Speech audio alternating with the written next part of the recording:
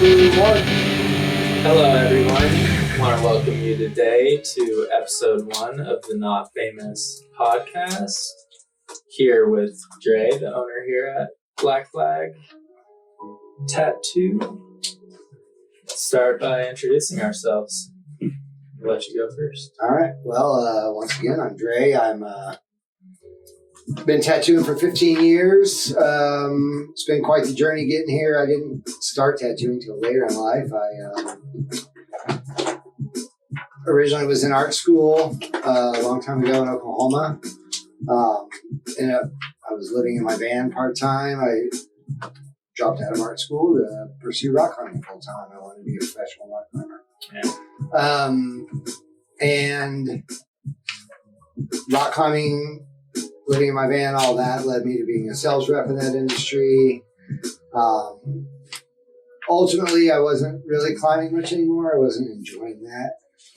It just turned into work, And then we drove a lot with that job. I ended up rolling my work van 3 times up in Wyoming. And that was sort of my aha moment. Like, you know what? I was always been good at art, always been into painting and drawing and all that. And so just kind of that's got me thinking, like, what would I do to make money as an artist if I was no longer interested in working as a sales rep in the outdoor industry? Reconnected with a friend of mine on Facebook that I went to high school with. Found out that he has been a tattoo artist since we got out of high school. Reached out to him for some advice. He gave me a little bit, not a whole lot. Started tattooing homies at the house and tattooed a guy that was getting a sleeve done by the original owner of my old shop. And that's he saw my work on his client and just kind of went from there. Nice. Got in that shop and they kind of fine-tuned me, taught me the basics a little bit better and just made me into a better tattooer than I was. Looking back now, honestly, with the portfolio that I went in there with, it was mostly like 5x7 photographs printed out of mostly work I'd done on myself. And when was this? That would have been 2012 when I first applied there to work there. I still look at that portfolio and I have no idea how or why they hired me to tattoo there, but whenever I got in, and 6 years later, I bought the original owner out. Was co-owner for another 6 years, I think, and then just decided to sell my half to my, at the time, business partner. Our motivations weren't matching up. I wanted way more for the shop, and guy's been tattooing for 20 plus years. He just wanted to come in, do his tattoos and leave, which is, that's great. That's great if that's what you want to do, but, I needed more. I wanted more for the brand. I wanted more for the artists that worked at the shop. Just feel like we could all do better. Yeah. And that's what led me here, Black Flag Tattoo in Wheat Ridge, Colorado. Josh, you're at the old shop with me, and why don't you tell our lovely audience what your little background story? My name's Josh. Born and raised in Colorado, Boulder area.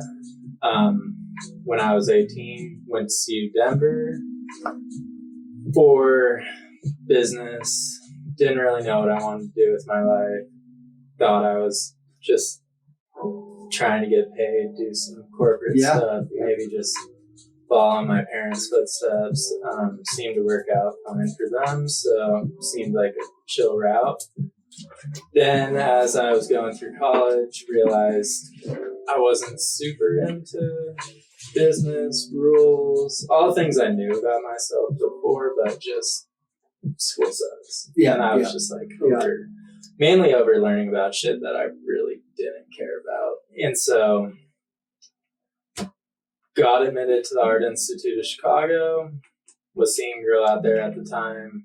My dad was like, I don't think you should move to Chicago. So I hit up my best friend. and asked if he was still moving to California, and he said yes. So I went out there with him. Still was going to school for business and getting more focused into taking art classes. Got 2 internships out there under a painter and a ceramicist. Kind of shifted my mind to thinking I wanted to do ceramics because I loved everything about it. But I was getting a lot of tattoos at the time, and the guy that was tattooing me said I should probably look into this. I was good at drawing. I love graffiti. We went out together and spray painted all sorts of stuff, and got an apprenticeship with him. Couldn't afford school, housing, food, and all that, so decided to kind of go my own route with it. He helped me set up a place at my apartment where I can tattoo. Relatively safe. Probably not knowing what I know today, but Same. You know, you do what you got to do. It was 2013 at the time, so there wasn't as much access on the internet and finding really anything. It was still magazines and just random website blogs, things like that. So continued that for a little bit, moved to Los Angeles to actually become a painter, but I was still tattooing on the side. Fast forward, didn't want to be a painter, realized I didn't like the gallery scene, all of that. And so me and my girl started going down a bad path, drugs, etc. And moved back to Colorado because I wanted a better life. And my girlfriend, now fiance, was like, I don't think we should continue this anymore. And came back here, screen printed for a bit, and then realized my number one love in life was tattooing, other than Emily. And pretty much, sent my portfolio out, got into your shop with you guys. Yep. Not the best portfolio either, but did the job and saw something in me as they saw in you. And fast forward about 5 years, and here we are, happy as can be. I do feel like the strong point of that old shop, the old owner, was able to recognize talent out of the gate. That's one thing I'll always give him is very talented artist. He was coming off of tattooing for a really long time, and I think he was just wanting to tattoo kind of over running a business and being a babysitter. Let's face it, half of the owners, I'm sure you know, it's a lot of wrangling stray cats, I guess. Herding cats. A lot of just revolving doors, artists, drugs, parties, etc. Oh yeah. Them fucking each other. I'm sure you guys all been there, and it's just hard to maintain. And so, but it was really good. Honestly, I'm glad we ended up together. It's a start to a good path. Yeah. So, why did you want to start the podcast? Well, I think, you and I watch a lot of podcasts and we talk about those, and the majority of them anyway, are, they're like famous guy podcasts. And I feel like some of the things they talk about on those is like, yes, they've had all the same experiences being not famous tattoo artists that we have, but I feel like at some point they lose touch with that.